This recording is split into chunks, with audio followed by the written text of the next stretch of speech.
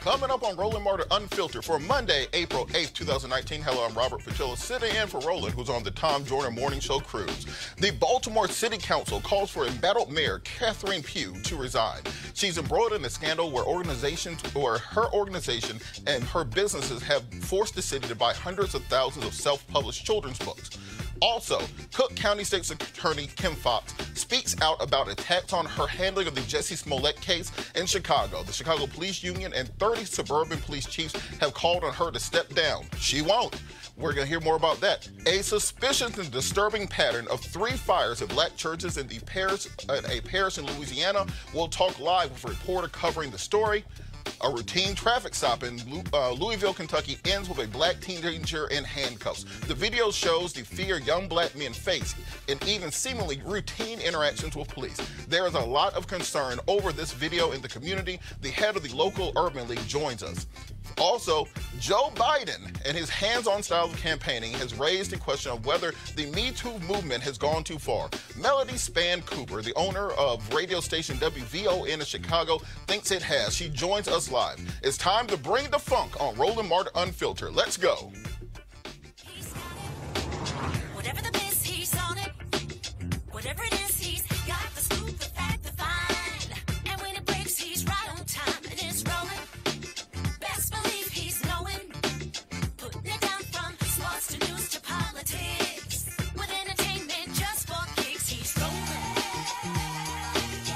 It's on go, y'all. It's Roland Martin, yeah. Rolling with Roland now. He's funky, he's fresh, he's real, the best, you know he's Roland Martin now.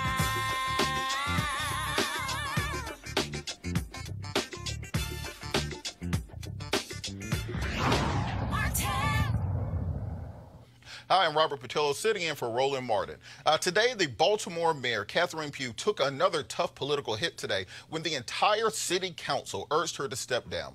Pugh put herself on medical leave last week as the scandal intensified over the sale of hundreds of thousands of her children's book to organizations doing business with the city of Baltimore. That book was self-published and seems to have no sales outside of the ones to the organization with contracts before the city. Here's what the city council wrote. Mayor Pugh, the entire membership of the Baltimore City Council believes that it is not in the best interest of the city of Baltimore for you to continue to serve as mayor. We urge you to tender your resignation effective immediately, sincerely. And then, as you can see, signature from all council members. For her part, Mayor Pugh says she will not resign and will return to office as soon as she recovers from pneumonia and regains her health. Also, Cook County State's Attorney Kim Foxx fought back this weekend over charges she mishandled the Jussie Smollett case. Late last week, the Chicago Police Union and over 30 suburban police chiefs called on Foxx to resign. They said that she had preferential treatment as the celebrity when his charges were dropped after some limited community service and forfeiture of his $10,000 bond. Foxx spoke at the news conference at the Reverend Jesse Jackson's Rainbow Push headquarters on Saturday. I think we have video of that. I ran for this office in 2015 because I believed that we needed to have a new vision for how we looked at our criminal justice system and the drivers of violence in our community. I promised then that I would run this office differently than anyone who had run it before. I promised then that I would look at how we used our system related to low-level offenders and focus our attention on the violence that plagues so many communities. I have said repeatedly that we have to fix the history in this city or in this county related to wrongful convictions. I have spent the last 2.5 years dedicated to a conviction integrity unit that has vacated over 83 convictions. I have worked to make sure that men and women who were wrongfully accused were able to get their lives back, including 58 men and women who had convictions from a corrupt police officer. The last 2.5 weeks and the attacks on the credibility of me and my office. What I've said continuously when I recused myself from this case was that I was not involved. But I will also say that our office over the course of the last 2.5 years has used diversion or deferred prosecution with great frequency. When people say to me that this appears that you are doing something for someone who is of privilege, I say to you, look at the 5,900 other people who have not had that same privilege. I cannot run an office. I cannot run an office that is driven by anger and public sentiment. I must run an office that looks at the facts, the evidence, and the law on every case. And so I will say to you, I am honored and privileged to serve in this role. I am undaunted by the events of the last 2 weeks. I am committed to serving my term, and should the people have me, continuing forward.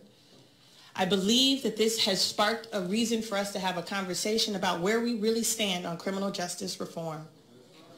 What we really believe when we talk about the rhetoric of a broken system and fixing it.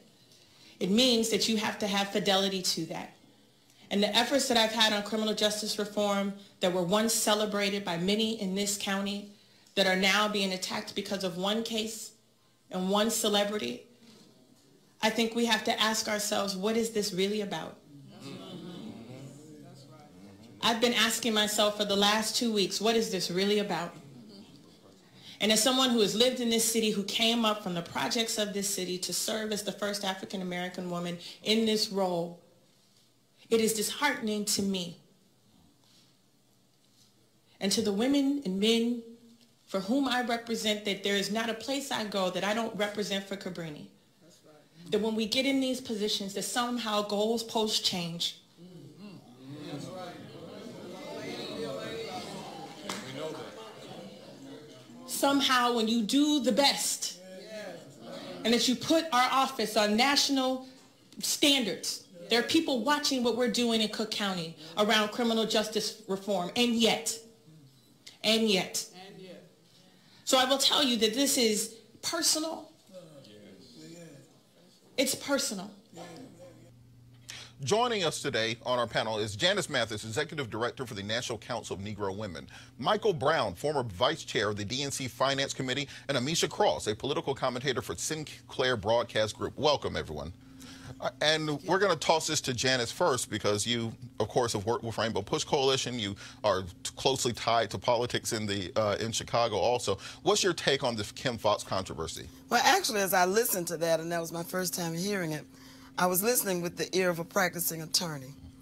And nothing is as sacrosanct as prosecutorial discretion. And what strikes me is that, is there a different standard when a prosecutor looks different than the normal, typical prosecutor? Prosecutors make decisions like this all day, every day, for the wealthy and the privileged and the white and the children of judges and the children of professors, as you know from having lived in Athens, Georgia. First offender, low-level defendants rarely get incarceration. They usually get a first-time slap on the wrist. This is fairly typical. So what makes this case different? And as we look at all these black women who've been elected recently to positions of trust and discretion, we're going to have to make sure that we use one set of rules for everyone. So I think that's what I was looking at, more than the sort of rainbow push. That's just like Jesse to have the prosecutor.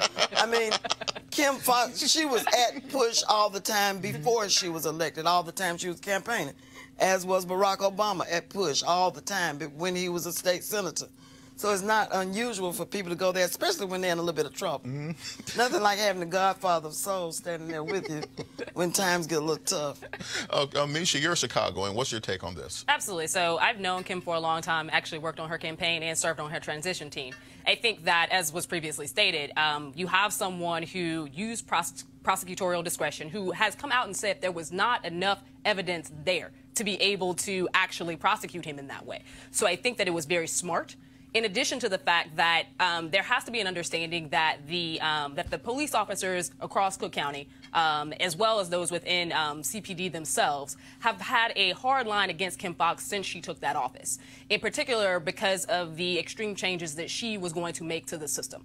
Criminal justice reform in Chicago has been a long time coming. Police brutality cases continue to mount, and we know that. We have watched police officers just last week bust down the home of a single mom with 4 kids, weapons drawn on the mom and the children, find out they're at the wrong house.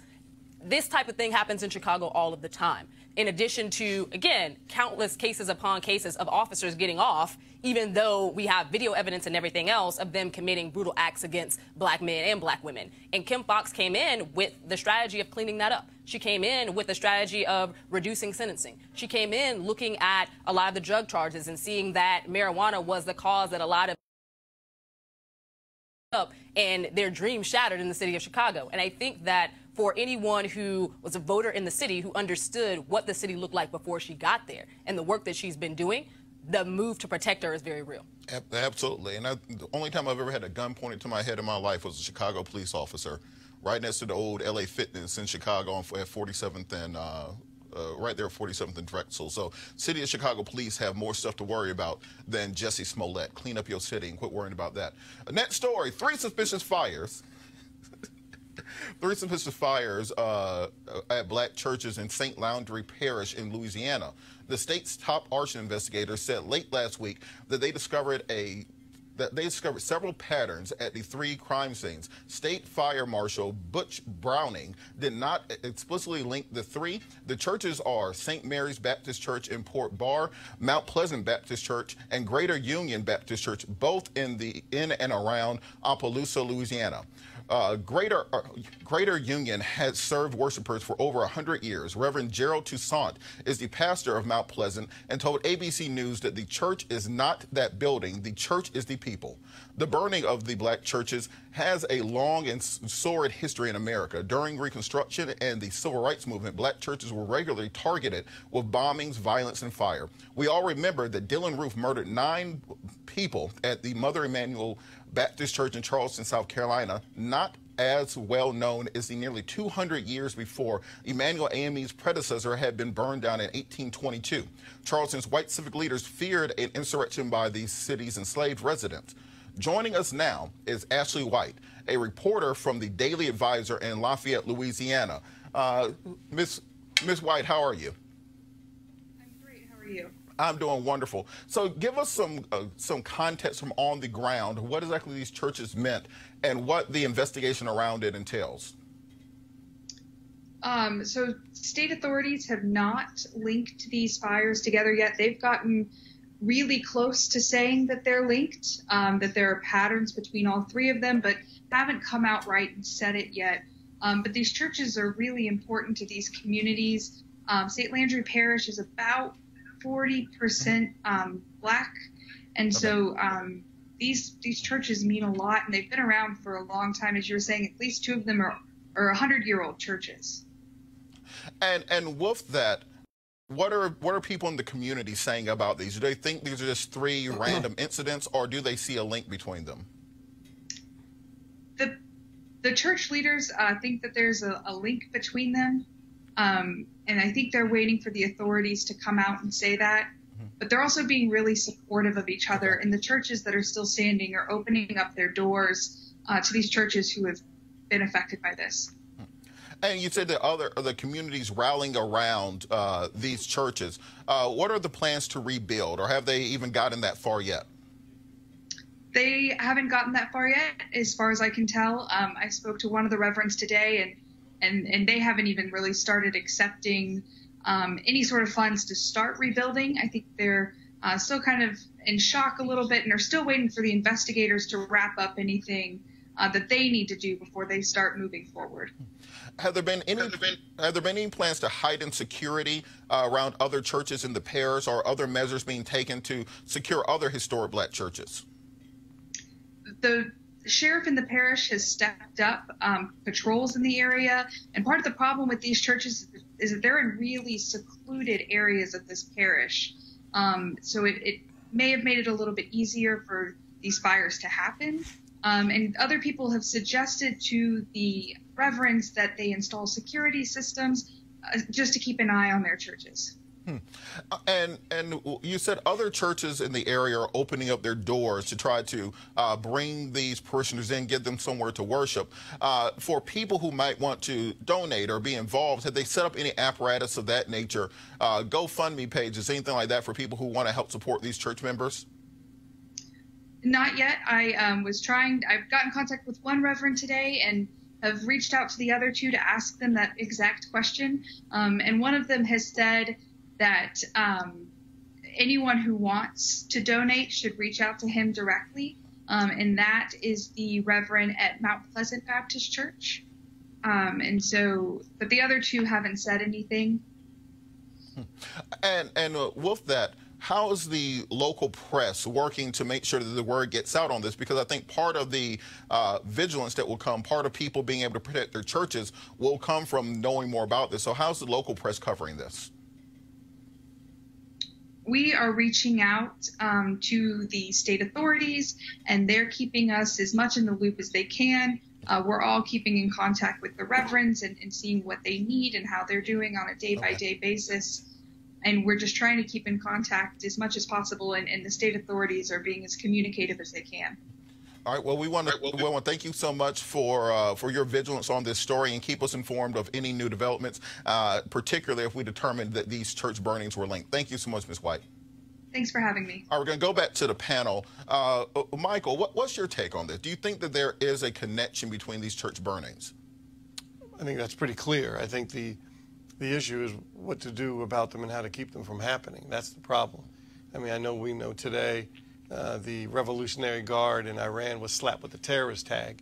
I don't know how white supremacist groups haven't been slapped with that same tag, because they caused so much more harm in this country recently than anyone with of Arab descent or that's a Muslim.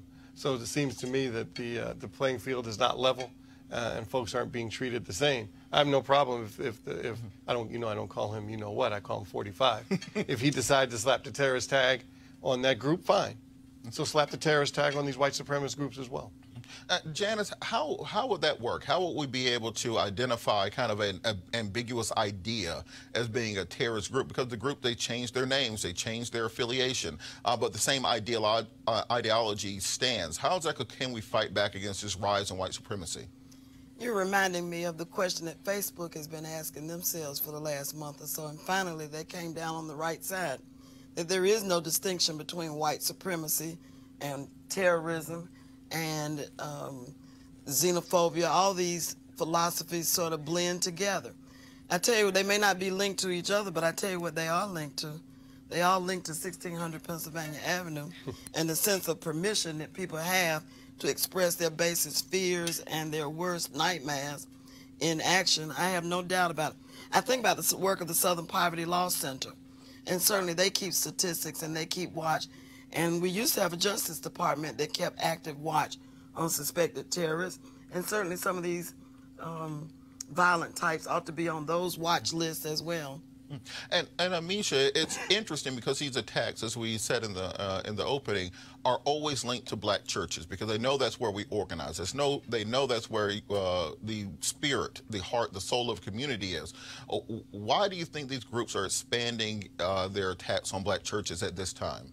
Because we have an election coming up in 2020. Also, to your point, the organization of the black community has always had its epicenter at the black church. It is the one place where you have growth in ideology, growth in thought. You have people who are moving towards making sure that major policy decisions are made. This is where you get the boots on the ground. This is where you get the majority of the people in the community to come together around a single thought or around a single approach. I think that it is extremely tragic, but I also find it problematic that leaders in Louisiana are not calling this out more fervently.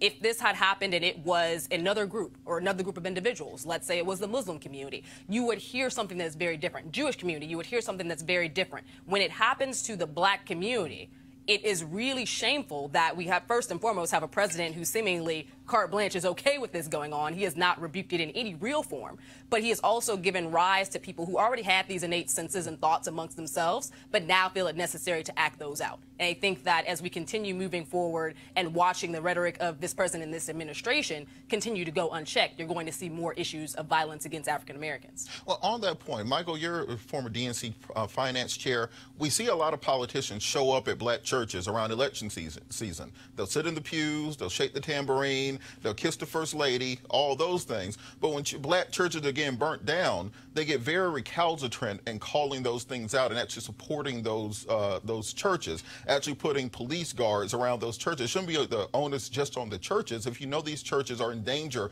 of being attacked by white supremacists, then station some police officers out there. You'll go there to get elected, but for some reason people don't feel the need to go there and address these issues when the church is under attack. How do we fix that? And of course, full disclosure, as a former elected official here in D.C., depending on the pastor, they won't let you come in and out. You got to sit for the whole service. Yes, and so, you got to pay the love offering. The love offering is real. When you run for office, you get a lot of church. But you know, I think you're right. There has to be a partnership between the communities, the police departments, the elected officials, and the churches. And you know, but if you talk to some pastors, they don't like a police presence. So it's almost on a case by case because they don't want people thinking that they're in danger. And they want people to come and worship in peace. So it goes, I think, in both ways. I know a lot of synagogues feel the same way. A lot of mosques feel the same way, and temples. So I think it's a case by case, but you have to have dialogue. What does that particular church community want? And Janice, this is part of a series of attacks across the country. You know, one church, I believe, somebody spray painted "Vote Trump" on the front of the church. We've had other racist propaganda and anti-Semitic propaganda, swastikas outside of black churches nationwide. What is the proper way for us as a community to address these things without having, you know, armed Black Panthers outside these churches? What is our way of combating this rise in nationalistic, white supremacist thinking nationwide? I think one thing we have to recognize is that it is not just a national phenomenon. If you look across Europe, you see the same sort of sentiment arising. And generally, it comes from loathing and fear and a sense of insecurity among people that I don't fit in anymore. If you go to some places in the South and some places in the middle of the country, people feel left out and passed by, that the American dream is no longer real for them and their children. So I think we have to have a real discussion about what it means to be not just an American, but a world citizen almost. Look at Brexit. Look at what they're going through. The yellow it's almost reminiscent of what Europe probably looked like in the mid-1930s. And so you do have to, you know, without being fear-mongering, you have to ask yourself, where does the xenophobia, how can we calm this spirit that I'm being left behind? And it's interesting that the removal of privilege is now being spun as oppression by these groups. That the same groups who they claim their ancestors came here and founded this great nation, no, they came up, they got free land, and then for a few hundred years they got free land and free labor, and therefore they got ahead. And now that the playing field's getting even just the most slight bit evened, now that you have black presidents and senators and mayors and congress people and CEOs, all of a sudden they feel they're being oppressed and they need to fight back. And that's where a lot of this white nationalist way of thinking came from. Last comment, Amisha, should we as a community, our generation in particular has stepped away from the black church. Now, many people in our age group just aren't showing up every Sunday. We're big attendees at Bedside Baptist. Should there be a re-emphasis on getting young people back into the church and having them support these organizations? I absolutely think that there should, but there also has to be a response from the church to young people's needs. As a millennial, I can say that I grew up in the church with my grandparents, but as an adult, it is very hard. On the south side of Chicago, I see young people who can't find jobs, young people who live in gun and gang violence infested communities, young people who don't have anything to do because the after-school programs have been shut down. The church is not wrapping their arms around those individuals. And to tell young people that you need to go to something and you're watching them not really do anything for this group is a very hard sell. At the end of the day, it can't be that, well, my grandparents went, so the expectation is that I'll go, because that tradition has continued to die. But in addition to that, there also has to be some feedback and some wraparound to these young people who often are lost in things I think the church has historically been able to solve. Yeah, and for some of these pastors, stop wearing $3,000 sneakers during your sermons. Just put that out there. Not a good look for an impoverished community when the pastor's buying, you know, Lamborghinis. Let's just, you know, even it out a little bit. All right, let's take a break. Back with more Roland Martin Unfiltered in just a moment. Hey, fam, I want you to like, share, and subscribe to our YouTube channel, youtube.com/Roland S. Martin. And don't forget to turn on your notifications.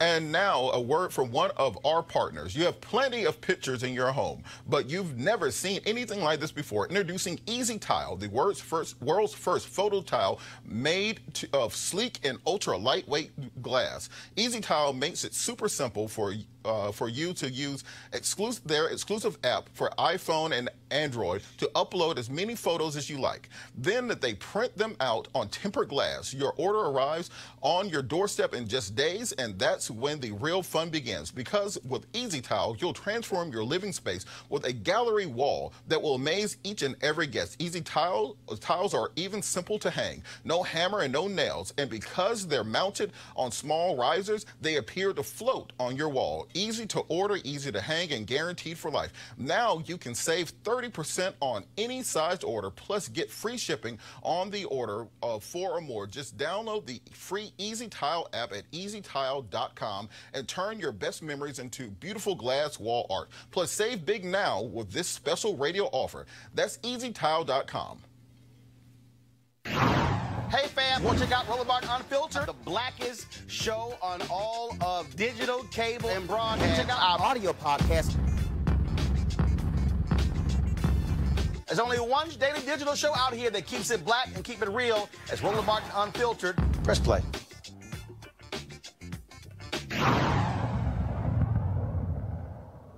Look, there's no such thing as a routine traffic stop if you are a black man. Going through your mind is a fear that you will be beaten or tased or even shot. Thanks to newly released body cam footage, we can see this all play out for a teenager, Tayon Lee, and his mother in Louisville, Kentucky last summer. He was pulled over for an improper right turn. The body cam footage of nearly 18 minutes long, we have edited down to 6 minutes, but even at that length, you will get the picture of what happened. Let's go to the video. You know what I'm stopping you for? Man, when you turned on here onto Dixie, or 18th Street, you turned in the far left lane, you're supposed to turn in the right lane. See how there's 2 lanes? That's the reason why, man. Are there any weapons in your car? No drugs? Awesome, man. Do you have your ID? No, you ain't got any guns, right? You good, man? That's cool, man. Do me a favor, put your hands on the steering wheel. Yeah, man, do me a favor, grab your phone and your watch, stick it on the seat. Why? Because I'm telling you, or it's going to fall out when you get out of the vehicle. Why are you taking me out the vehicle? I'll move it up here for you. Mama, they taking me out the vehicle. You want to hop out? Get out of the car. They telling me to get out the car now. And that's the reason why I didn't want anything on you. I don't want to break your phone, brother. Right. You don't have any weapons on you, do you? I don't. No drugs? Nope. Awesome, man. Turn around, put your hands on the car for me. Switch feet. I even did anything. Why are you checking me for? I didn't say you did anything. So you don't have any... Why did you take me out the car? Do you have any drugs, weapons on you? I don't. I told you that when you asked me the first time. I do mine. Okay, awesome. Well, I'm going to make sure you don't have any weapons, okay? No. Yeah. We're allowed to pat you down. Take a step off the vehicle. Why would they pat me down? So you say I can't search. So can I search your car? Yeah. Awesome. Okay. Well, unfortunately, you did a traffic violation right in front of us. Just do me a favor, hang tight. I'm going to talk to my canine partner, okay? Quit doing the clenching your fist thing, too. That's some bullshit, man. What's bullcrap? Fucking only day I got off, I just want to go home. We're allowed to get people out of the car. Your heart is beating through your chest when you're on the phone with your mama, and you're narrating to your mom, Mom, I stopped by the police. This is where I'm at. They're getting me out of the car. Oh my gosh. Yeah. When you do all that, it's the same thing that people do when they're trying to hide something from the police and they're trying to take the situation off of it. Just like you're looking back at my partner over and over and over again, like you're waiting for him to see something or for him to do something wrong. It's 2018, young man. We all wear body cameras. It's recording all of it. It records your audio, my audio. It records all that. So guess what happens? If there was something in that vehicle and we go to trial over it, guess what? The jury your attitude, okay? So bring it down. There's no point in it. We're here for you, man.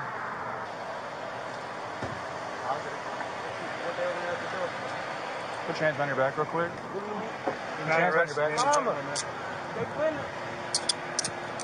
I'm not going to have you run. actually like that. There's the dog indicated on your vehicle. I don't know what's in your car. But like I said, I don't want you to run. So you're still just being detained. You're not free to go, but you're not under arrest at this time. I just don't want you to go anywhere, okay? But I'm not going to fight you, and I'm certainly not going to chase you. I had to chase some guy last night, and I haven't recovered from it. So I'm not chasing you today, okay? I'm the detective that pulled him over. Okay. So basically, he committed a traffic violation right in front of me. What did he do? He conducted an improper turn on the 18th Street. I was on the phone with him the whole way. Okay. He said you were following him the whole way. Okay. There was no improper turn. Okay. Well, and he didn't give you. Luckily enough for you, ma'am. Luckily enough for you, everything was captured on body camera. Okay. No, luckily enough for you. Oh, really? But okay. He didn't give you permission. Okay. To search We the don't car. need his permission, Yes, ma'am. you do. We had a positive indication by the K9. Okay. Oh my God. So, ma'am, you guys are more than welcome to watch, videotape, whatever. Just do me a favor, give us some room and stay over here, please. Ma'am, please stay over here. You're trespassing on private property right now. It's for sale. Ma'am, stay over there, please. If you approach my traffic stop, I will take you. Ma'am, if you approach my traffic stop, I will take you to jail. I don't care. I do not care. I don't care either. You know what? Okay, great. You've been in trouble before? Anything as a juvenile at all? Okay. My mom's a fucking private investigator. Fucking ain't never did shit. I appreciate y'all being out here for violent crimes. My son's not violent, nothing. You run his name, he's never been in JCYC, nothing. He got a job. No one said he was a violent crime. No one said he to was. be out the car handcuffed right now. Can you tell me? Can you tell me how to pick out violent crime? Can you tell me how? I don't need to tell you how because they can run across the street too fast and then say it's violent. It don't matter at this point. It's your own discretion. No, it's not. Yeah, it is. The reason why you took him out of that car is because you're doing some violent trafficking. Why do you have, if you don't mind me asking, why do you have like this negative view towards the police? What's the deal? What's ever happened in your life personally where you're like, you can give me a good explanation? Absolutely nothing. Really? Fucking when I graduated, I got a good ass job. Right. I graduated with 3 full-ride band scholarships. I never did shit in my life. I've been in the house all day. So what's the problem? Like, why are we in this situation? You? What you mean? We didn't do it. Pull me over? We made a traffic stop for your violation that you did. All right, man. I don't want to talk. And then you went up here with it. Huh? You did the entire time. I just figured I'd try to understand it, but that's fine. Huh? I'll never understand. If I take you out of these handcuffs while he's finishing up, are you going to fight me or run or anything like that? Because initially when we brought you to the back of the car, you're clenching up your fists like you're going to fight or punch or run or whatever. And you've been doing this pacing back and forth thing the entire time. I'll go ahead and take you out of cuffs, but I don't want you to like take off running to your car or fight me. Is that cool? I know you're mad. It is what it is, but I'll take you out of them since they're a little uncomfortable. Is that cool? Huh? You're gonna take me out of them, man. Is it cool? You gonna be chill? Yeah, I'm gonna be chill. All right. The young man had no criminal record, no drugs or weapons were found. The ticket was dismissed when neither of the officers who wrote it even bothered to show up to court. So it was all for nothing. Joining us now is Sadiq Reynolds, President and CEO of the Louisville Urban League. Sadiq, how are you doing? I'm fine. Thank you. It's Sadiqua, actually. Sadiqua, sorry about that. That's okay. So in this video, we see a perfect example of profiling, because if people notice it's a Dodge Charger and you practice criminal defense, you know that a young black man in a Dodge Charger is going to get pulled over. So how is the community reacting to this? The community is pretty upset, actually, and it's more than just being in a Dodge Charger.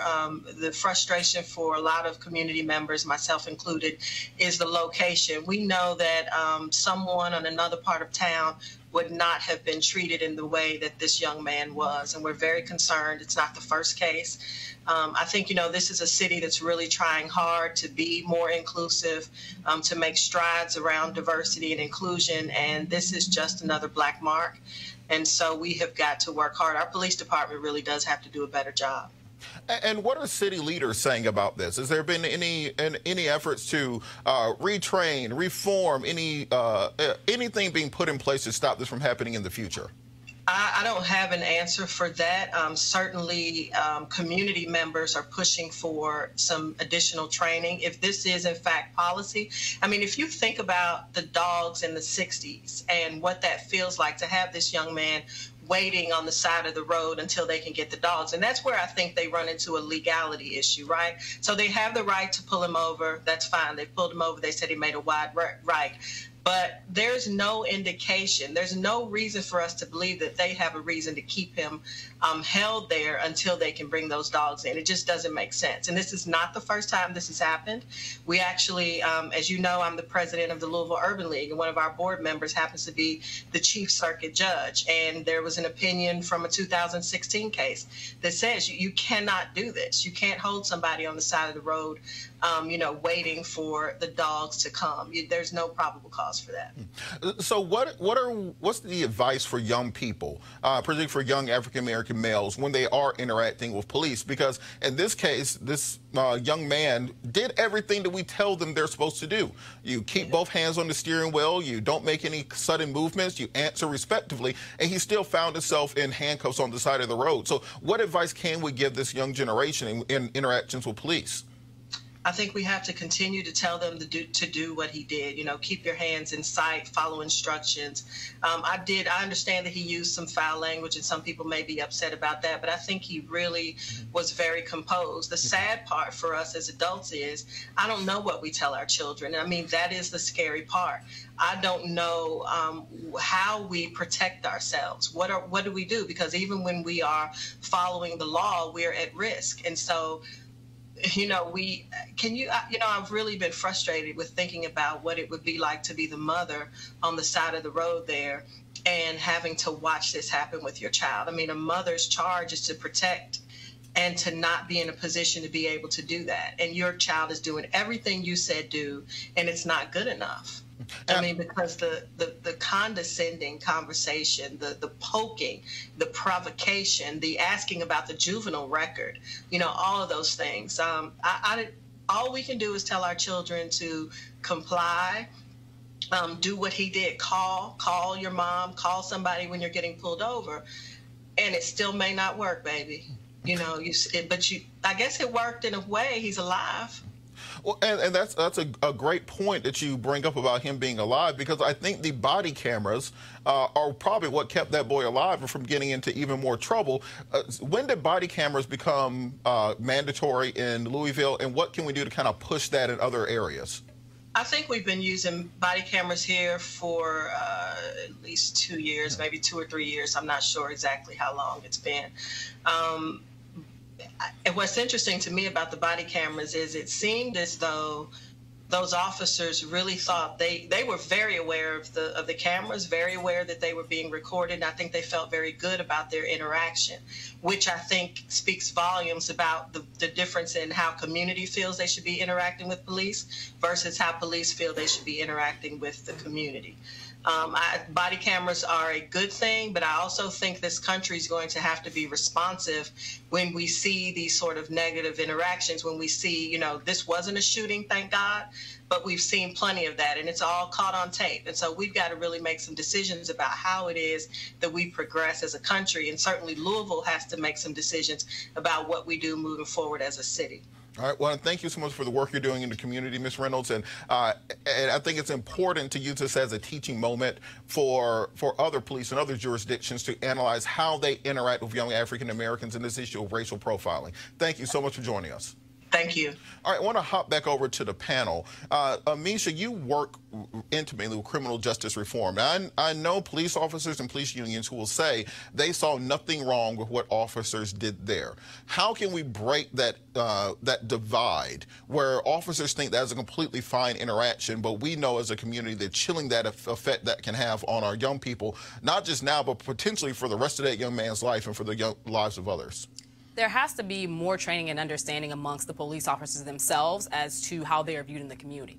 I think that from working on both sides of this, with the community as well as with the police officers, there is a huge disconnect among officers themselves about their actions. And I don't mean just in terms of police brutality. I mean in terms of their presence, in terms of the way that they speak to young black males, in terms of them automatically viewing them as being guilty of something or having the potential to be violent, even if there is no presence of violence available, just because of the community that they come from or because of the beat that they are actually charged to protect. It's a problem because you often see that these two groups don't necessarily speak to each other. And in the cases that they do, there is automatic blaming. And on the police side of things, it is, well, this many people got shot on this block within a certain length of time, so they feel as though they have to be extremely protective of themselves, even though in many cases they're talking to 13 and 14-year-old kids who are just being kids. And I think that the more that we have those honest communications amongst the two groups, and we also bring the parents in, we also coordinate with the schools, because there has to be a strong recognition that these police are doing the same things in our schools, that we're going to see some resolution to it. But right now, we're just not having as many of those conversations as we should be having, and the ones that we're having aren't necessarily coming out with any concrete resolutions. Janice, you've talked about the overcriminalization of young black males for as long as I've known you.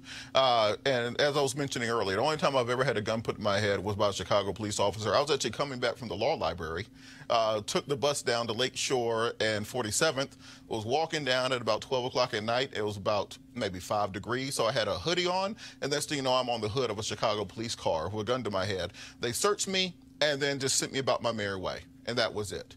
And so many young men have this interaction, and if you're not in law school, if you're just some dude getting off work, going back home, maybe you don't have that same interaction. Or if you have, a small amount of marijuana on you, the same thing people are making millions of dollars for now, you end up spending the night in the Cook County Jail. How do we fix these structural issues of inequity in the criminal justice system?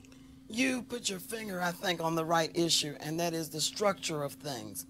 For example, what difference would it make if individual police officers had to carry liability insurance and didn't have the mantle of respondeat superior or sovereign immunity to protect them? What if, rather than thinking about training, because I'm not sure this is an issue of training, with all due respect. I know we hear that a lot. I think we need to do a better job of screening. There are some people who don't have the temperament or the point of view to be good police officers. They make prejudgments. They've got certain kind of prejudgments about people that makes it impossible for them to be objective. In that video, you could look and see the officer was baiting. He wanted the young man to overreact. The handcuffing was an invitation to overreact rather than de-escalating the situation. You can't train that out of somebody whose attitude is that. So I think on the front end, we need to pay them better. We need to require more of them. They need to carry personal liability insurance so that they have to know that if this happens on your beat and you're not able to comply, then you're going to pay a personal price and not just a price from the law enforcement agency that you work for. But it is a terrible, terrible problem. And Michael, on this point, it seems like there has to be a legislative initiative on this. That often this happens in cities where we have elected officials that depend on our community to get elected, but are very recalcitrant when it comes to actually putting policies in place out of fear of the police union. We saw with Kim Foxx earlier, fear of being criticized and drugged through the mud in the media. How can we get our politicians to take this issue as seriously as any other issue? Well, first of all, I co-sign with everything that the previous guest said. I think she said it eloquently and perfectly. I also want to commend the young man, because with a parent with sons, that's exactly what I taught him, and he did exactly what you're supposed to do. And it still didn't quite work out, except for, as she mentioned, he's alive. So it worked out. Cameras certainly are helpful, but we've also seen cameras and videos that are rolling when bad things happen. So that's not always it helps. Certainly in this case it did. It's a great deterrent. Legislatively, the reason it's difficult, yes, police union, as you mentioned, is part of it. But it's also part of it as cities now are are gentrifying. And you have this clash between kind of the new, in most cities you have kind of old white communities with money. Now you have cities where kind of young millennials are moving in and forcing African-American families out. And so you have this clash. So legislatively, yeah, it's not just the police union, it's also people that want to have a safe city. And if that means somebody has to be inconvenienced, they have to be inconvenienced. That's the thought of some people. So legislatively, it's extremely difficult. Same with police shootings. Roland and I have talked about it a million times. They're going to continue to happen, but the standard in a courtroom is so different for a police officer. All he or she has to say is, I felt in danger and I'm justified, and they walk out of the courtroom. So there's several different steps, very difficult to tackle. All right, well, we're talking about a Green New Deal and abolishing the Electoral College and all these other big-minded ideas, reparations and universal basic income. I think we should hold all of our people running in 2020 to the standard of, what are you going to do about black folks getting shot? How about we start with that as your initial call to the black community? Speaking of 2020, former Vice President and likely 2020 presidential candidate Joe Biden has been hammered in the last 2 weeks or so for his hands-on style of campaigning. The complaints have come from women claiming that his touching of them made them feel uncomfortable. No one is complaining about sexual assault or misconduct. It's more that they feel their personal space had been invaded, or that they did not give him permission to touch them, or that it was just creepy. As a result of the Biden controversy, many politicians and activists have been reluctant to suggest that that identifying it as Me Too could be a stretch and maybe even dangerous. Could there be a male backlash over Me Too when it's so loosely applied?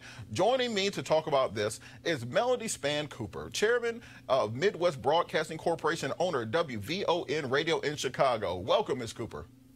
Thank you. Thank you for having me on. And before we get started, I have to acknowledge Misha, who is a dear mentee of mine and doing such tremendous work, as well as Sister Janice Mathis, who I've known over the years through her work at Rainbow Push. So thank you for having me on. The Chicago folks. Yeah, look, the Chicago connection is strong in here. I might start cooking some Harold in the back office. Salt, pepper, mild sauce, fried hard bread on the top. Just letting you know.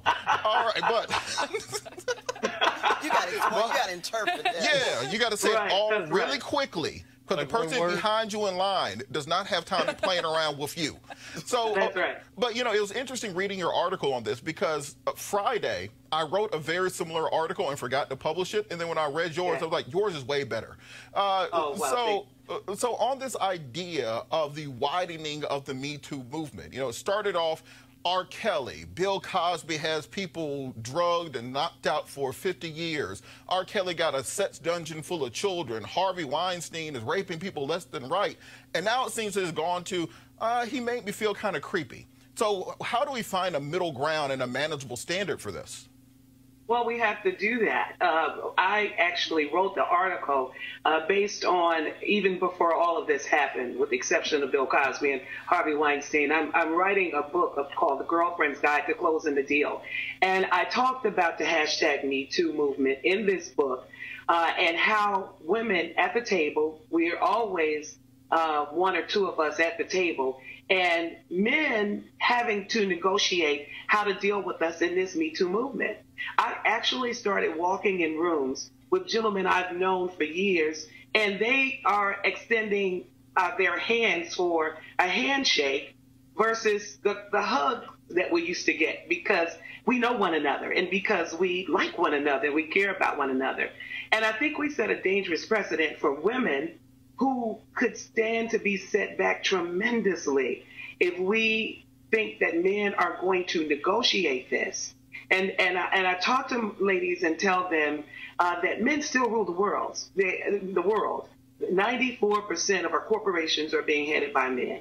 And as we fight for equity in the boardroom and we fight for equity at the table where the deals are being done, it's going to be difficult for men to make a choice for us to sit there for fear of this hashtag Me Too. And can I hug her, or can I compliment her on her pearls? It's a bit much. We've got to find a common ground where we can all sit there equitably and bring our best talents and wherewithal, and not make men feel that any slight, indignation will cause them to lose their jobs, lose their positions, and their livelihoods. And it was interesting in the article because you talked about your father told you somebody steps on your toe to say ouch, as a way of making the point that if these women had simply just turned around and said, hey man, back off real quick, then this would have not, why wait 10 years until the guy's running for president to bring up that you felt uncomfortable instead of telling him when he was next to you? And it kind of, for me, it paints women into this image that we've been trying to get away from, of being helpless, being fragile, being damsels in distress who can't deal with their own issues. I've seen Janice Mathis bring 6'5" men to tears. I mean, just with one look. So I'm used to strong women like that. What do you think will happen if we continue expanding this? Well, you know, one thing, it's up for exploration because women who are victims of sexual assault, sexual molestation, oftentimes are embarrassed to talk about it. These are not instances of sexual abuse, but they fall in the area of inappropriateness, right? And I use this example as I've been talking about this.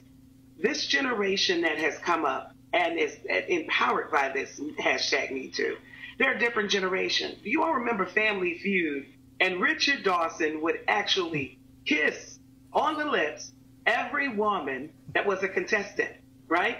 Today, that would be a hashtag Me Too movement issue. Back then, it wasn't.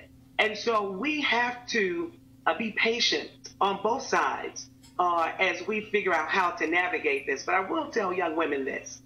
You don't have to embarrass a person, but you can do, like we just said Janice has done.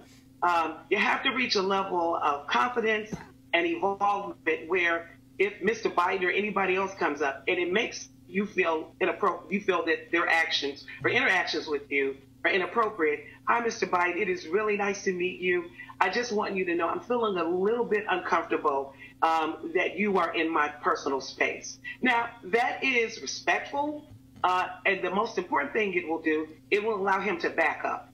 And it will allow him to keep his job, continue to run for president of the United States without making it this big national attention. Women, we have to, if we're going to be in control, if we're going to be empowered, then we have to have that in every part of our being and not be afraid to honor our personal space and let people know that when they step on our toe, we're in pain. And just yell ouch, like my dad said.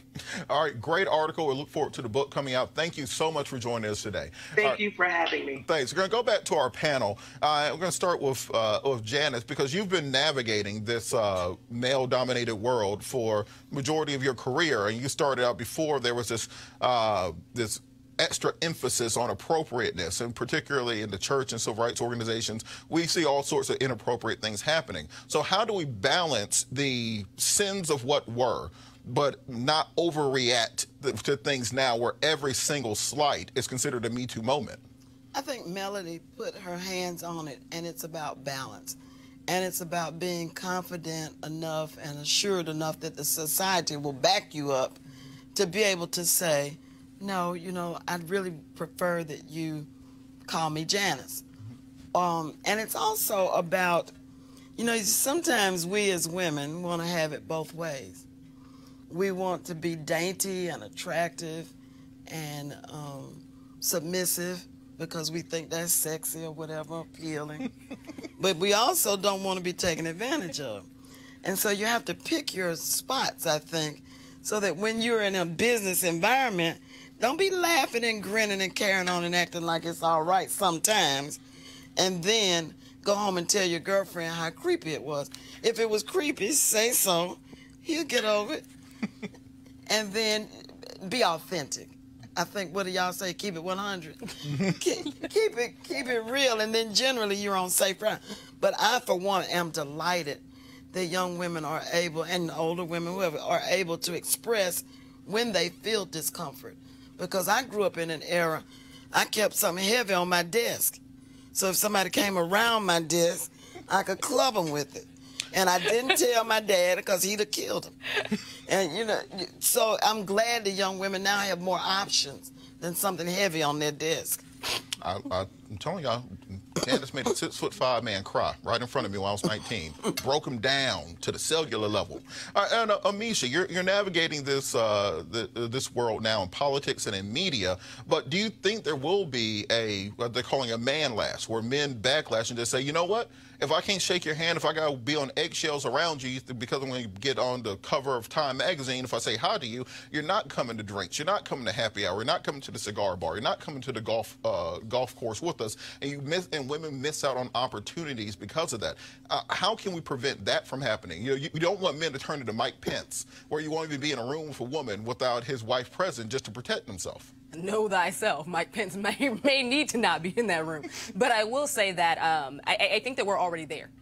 There are instances that I know of where there are men who are in high positions who have interviewed young females that they will not bring on because of an instance where they might compliment them on a dress that was nice one day and then them be out of fear that tomorrow they may not have their position anymore. So I definitely think that this is something that is happening today. I also believe that there is an important distinction we need to make between Me Too and something like the accusations around Joe Biden. Because as a millennial woman, I've always felt extremely comfortable telling somebody that you are in my personal space. I grew up in the South where everybody hugs everybody. But moving back to Chicago, it's like everybody does not do that. So I think that there's a regional thing. There's also an age thing there. My grandfather hugged everybody. He was a Joe Biden type character himself. I grew up seeing that. But I will say that in a workplace, to Ms. Janice's point earlier, there are young women and women who aren't so young who smile, who are a little bit more outgoing and things, and it seems like they're a little bit more welcoming to that type of behavior. So when you're that person and it's received in that way and that person is returning it to you, it is very confusing to me that a few days later or a few years later you come back and now this is a problem, when at the time it didn't seem to be a problem for either of the parties. Right. So I think that there has to be that distinction as well. All right, quick comment from Mike on this. How have you modulated your behavior out of fear of Me Too accusation? Well, first, full disclosure, Vice President taught me in law school, so... and he used to walk around the room, and he would put his hand on everybody, so everybody knew that was then the senator. It doesn't excuse it. I have to commend the women that came out, because they didn't take it to the next step of feeling harassed or assaulted. They told the truth, and that also helps in this kind of whole environment of everything so in a microwave oven of politics and ugliness. They said, you know what? It was just creepy. I just wanted the world to know it was creepy. I felt uncomfortable. And to the Vice President's credit, he came out with his video. I don't know, and I don't know if the joke at the speech the next day was helpful, but I thought his video was right on point. And I think when folks ask the Vice President to say sorry, man or woman, it is very difficult to find a politician that says sorry.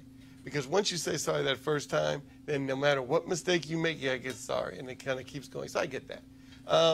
It's just an interesting time that we're in, and we have to be careful. I'll tell you what my grandfather and father taught my sister, and I try to do that, at least to be respectful. A lot of the onus is on men to be much more respectful than we are. But my grandfather and father taught my sister, when you're somewhere, stick your hand out first. Great once point. that hand is out, that the barrier is not, and you're polite and you're nice and you're shaking hands, but that doesn't mean that stops the hug, definitely. So anyway, I think there are different ways people can approach Defense things. mechanisms. And then same thing. So when I was going in a room, and I'm one of those kind of huggy people, not anymore. I can't be. Yeah, it changes the way you act. Change. So now, if a woman sticks her hand out, or I'll put my hand out first, and if she says, "Michael, I can't believe you're not hugging me. It happened the other night." Well, you don't know me anymore. So then I did. Or what you do, you have a signed release and a notary public with you to consent to the hug that you're about to take part in. You keep it in file. All right, we're about to go to a quick break.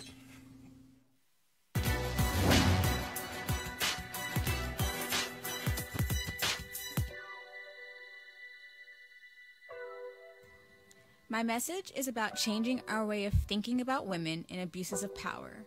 Law professor Anita Hill.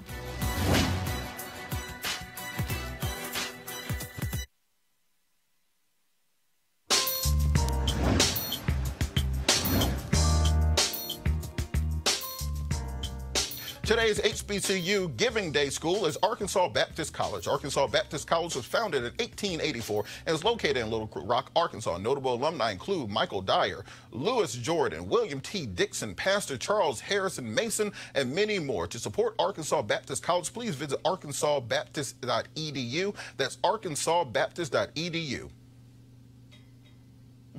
Calling all HBCU alumni, including me, Clark Atlanta University, students and leaders, enter the Ford Motor Company HBCU Mobility Challenge and win $25,000 for your school. Building on their long-term support of HBCUs, Ford is looking to improve mobility in HBCU communities through innovative solutions. The winning program will receive a grant of up to $25,000 to implement their proposal. The deadline to apply has been extended to April 15, 2019. Go to fgb.life for more information and to apply. Ford goes further in our community. All right, we're going to toss over to our panel for some final thoughts. And one thing that I think is the overarching kind of theme that we've seen through many of these stories is the changing of standards and the articulation of standards, whether it be the Joe Biden context of how you change the way you talk to or approach coworkers or people in a professional setting versus the way it was 50 years ago.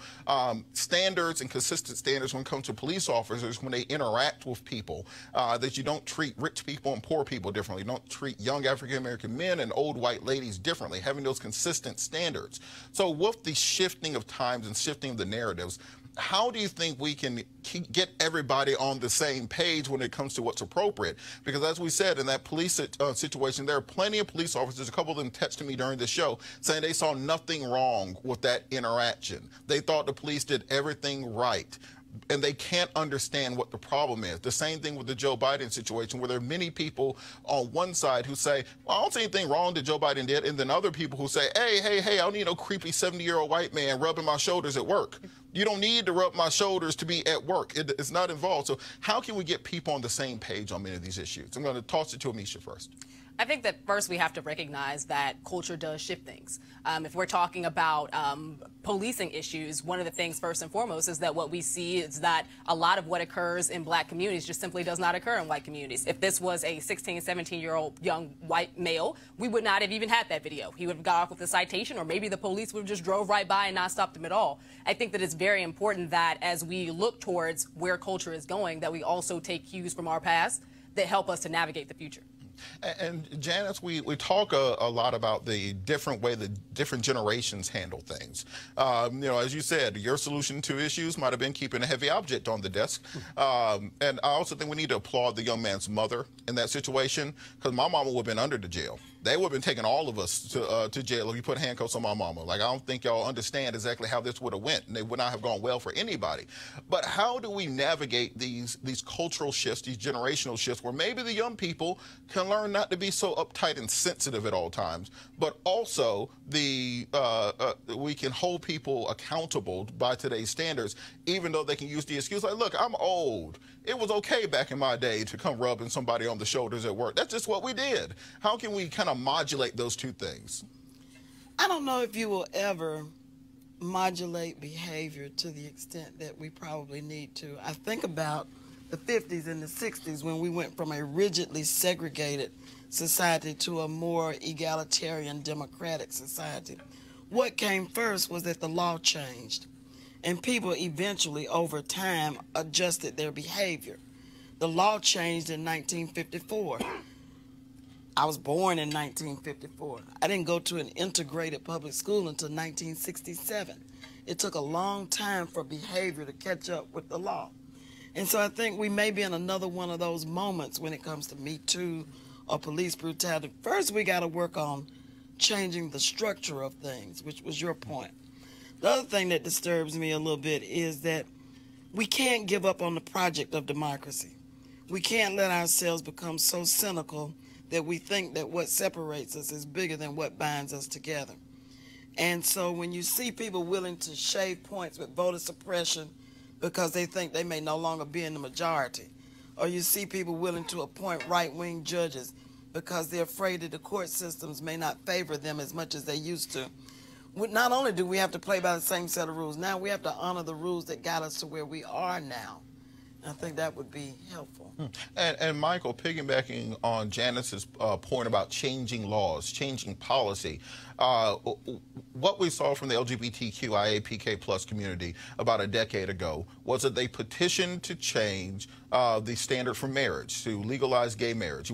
They knew they couldn't do it on an ad hoc state-by-state level, and therefore they went straight for the throat. They got the federal courts to give marriage equality, and we've seen their rights and their privileges skyrocket since then. Also, on the other hand, we haven't been able to have those same either courtroom victories in the last decade and particularly legislative victories for our community in the last decade. How can we push our issues into the legislative space and have candidates take them seriously? Because on the one hand, you have, well, Democrats pretty much count on getting 90% of our vote in every election. And then Republicans figured, I don't need y'all's vote to win, so why bother even reaching out to you? So because of that, it puts us in a kind of neuter middle ground position where we can't really force change. How do we fix that? Well, it starts with folks understanding that elections have consequences. And when you stay at home, you're voting for the other person. And our folks, we are great armchair quarterbacks. We're great the day after the election. See, I told you my vote didn't matter. It doesn't matter. Nothing's going to change anyway. We have to get away from that mentality. That's first. And then black folks have to hold black leaders accountable. You got to hold your own folks accountable. You mentioned the GLBT marriage equality bill. I co-wrote that here in the District of Columbia, heterosexual black male, and I came under enormous pressure from the black bishop community, the black religious community here in town, and they supported me. I mean, it was a very difficult decision, but you had to have some courage to stand up and say, you know what, folks, it's the right thing to do. And the example I did, look, I can never get into any kind of biblical debate with my pastor who supported me. But I looked at it as, remembering back in Jim Crow South days, you're a person of color, you got married, the state didn't even recognize your marriage. It's a civil rights issue. So let's not get into it. I chose, everyone has to pick their own path on how you deal with a particular political issue. And I chose not to get into a biblical conversation. I said, this is a civil rights issue. I'm going to be on the right side of history. And then you work it out and you keep it moving. The next time, when I mentioned gentrification earlier, and new folks were coming into the city, and they were complaining that on Sundays they couldn't park after they came back from shopping. And I went into a community meeting and said, when you moved in, you saw the church there, didn't you? You know what's going to happen on Sunday. You just have to have a level of courage to be able to stand up, and it'll be okay. Sometimes you get voted out. That's life. So leaders have to be accountable to the citizenry, and the citizenry have to hold your leaders accountable. Yeah, and you make a great point on that, because part of the issue of accountability is that when you have folks who have been in office 20, 30, 40 years, they stop being so accountable to the voters and become more accountable to the donors. They become more accountable to their committee positions or to what subcommittee they're going to sit on. You know, we saw last week where the House Democrats said any firm that works with insurgent or candidates who are going to challenge incumbents will no longer be able to do campaign work with the DCCC. Yeah, and I think because of that, we end up with bad public policy because people no longer are answering to the voters. They're answering to the people who keep them in office. With that, thanks, Robert Patillas here for Roland Martin. I want to thank our guests. I want to thank our panel, Janice Mathis, Michael Brown, and Miss Misha Cross. Thank you so much for joining us. Tune in tomorrow.